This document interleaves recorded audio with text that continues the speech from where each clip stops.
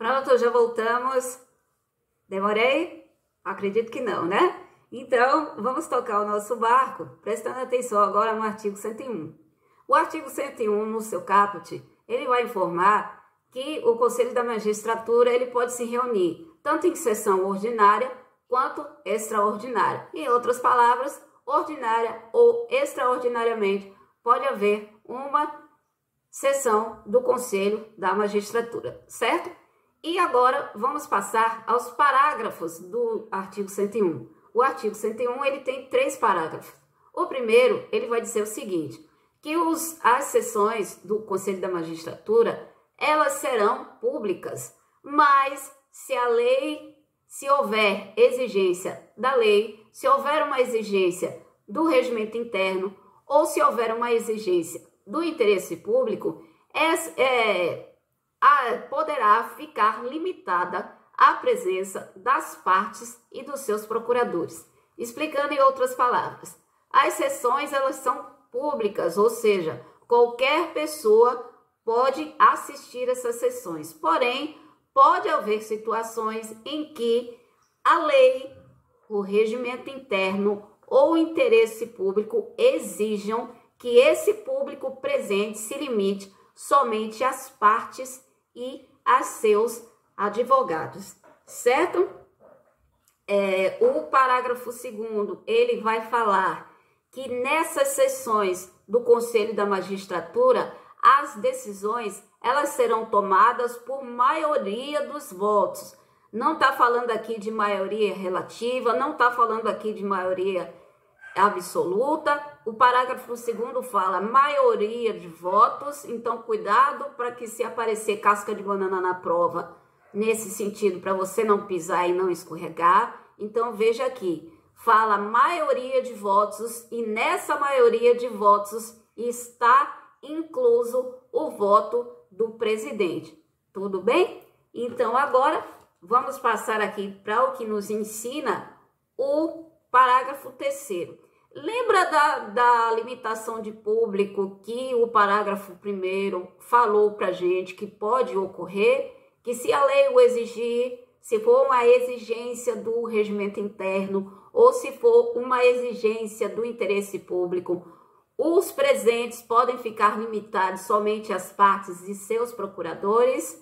Pois sim, aqui no parágrafo 3º, ele vai relembrar dessa situação em que o público ficou limitado em razão da exigência da lei, em razão da exigência do regimento interno ou da exigência do interesse público. Ele vai dizer que nesses julgamentos que aconteceram com limitação de presentes, vai ser enviada uma resenha para a publicação. Qualquer sessão do Conselho da Magistratura, os julgamentos que ocorrerem, vai ser gerada uma resenha para publicação. Mas nesse caso aqui, em que o público ficou limitado, essas resenhas elas vão ser aprontadas, claro, vai haver a geração dessas resenhas, elas serão enviadas para a publicação, porém, os presentes, eles serão identificados lá com suas iniciais. Não vai aparecer o nome completo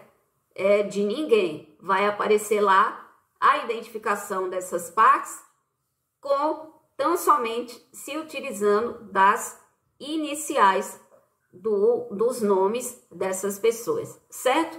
E por fim, chegamos aqui agora aos artigos 102 e 103, que é de lei. A gente, quando aprende sobre um órgão, quando a gente aprende sobre uma turma, câmara ou qualquer outro órgão fracionário, a gente tanto aprende quem compõe, quantos são, quem compõe, de onde vêm esses componentes desse órgão fracionário, e depois a gente aprende quais são as suas atribuições, o que é que ele faz. E não seria diferente quando se trata aqui do Conselho da Magistratura. E a gente viu também, relembrando aqui, que o artigo 100 ele fala que o Conselho da Magistratura ele possui função tanto administrativa quanto disciplinar. E você vai perceber a presença tanto da função administrativa como da função disciplinar quando você estiver lendo os incisos do artigo 102, que são 4 incisos, e do artigo 103, que são 12 incisos. Aí, qual é meu conselho? Já sei, a senhora vai dizer, aprenda o, identifique a. Então, eu não tenho outro conselho a dar. Eu até agora não identifiquei, não consegui imaginar, não consegui maquinar aqui na caixolinha um outro instrumento, uma outra ferramenta, uma outra estratégia que seja imprescindível para a gente não se embaraçar com questões desse tipo na prova. Entenda qual é o cerne, qual é a essência daquilo que cabe ao Conselho da Magistratura e você não se embaraça no dia da prova, certo? No material você vai ver aí, ó, para você vai aparecer invertido, mas não tem importância, porque eu só quero que você visualize a existência. Você tá vendo aqui? A gente deixou um esqueminha de lado, se utilizando aí do espaço em branco da folha, da margem da folha, a gente deixou um esqueminha de lado com os verbos. Lembra que em uma aula aqui da gente, se eu não me engano, falando até uma aula de constitucional nossa, que a gente fala assim, ó, vamos identificar os verbos da conduta, que é uma linguagem que a gente usa lá no direito penal, mas que didaticamente a gente entendeu como válida aqui para vocês compreenderem esse assunto. Então, ó, fizemos aqui a identificação dos verbos da conduta em quantas vezes eles aparecem, ó. Tá vendo aqui?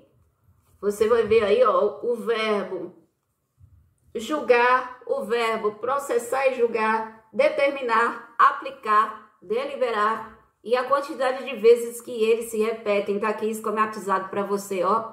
Para na hora lá vai ser, ó, belezinha. Vai ser maravilha, melzinho na chupeta, na hora que você estiver fazendo sua leitura aqui desse artigo 103 e seus incisos, você vai ver aqui os verbos da conduta, das competências do Conselho da Magistratura, para você sacar qual é o momento que ele julga, processa e julga, determina, aplica, delibera ou discute acerca de algo. Tudo bem? Tudo bem, então? Então, aqui a gente finaliza esse estudo. Eu espero que tenha sido de grande valia para vocês. Deixo esse material especial, que é o nosso material que a gente usa para produzir conteúdo, para ministrar nossas aulas particulares, mas com todo prazer eu deixei aí para vocês um PDF.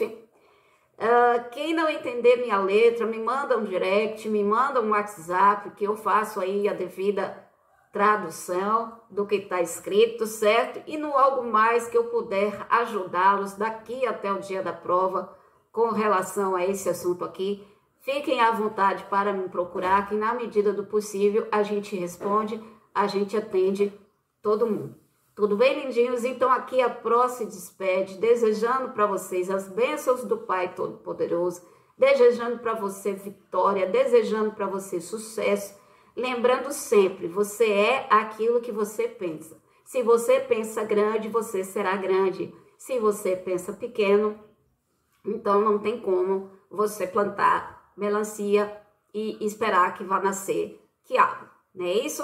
Então, para todo bom trabalho tem a sua boa paga, então estude, se dedique, faça a sua parte e o Pai Celestial vai fazer a dele lá no dia da prova, tudo bem? Lembrando também que se não for o seu momento agora, pode ser amanhã, pode ser lá para diante. O importante é perseverar na caminhada, é não desistir. Tudo bem, lindinhos e lindinhas? Então, um abraço forte, me perdoem aí qualquer erro e beijos da prova.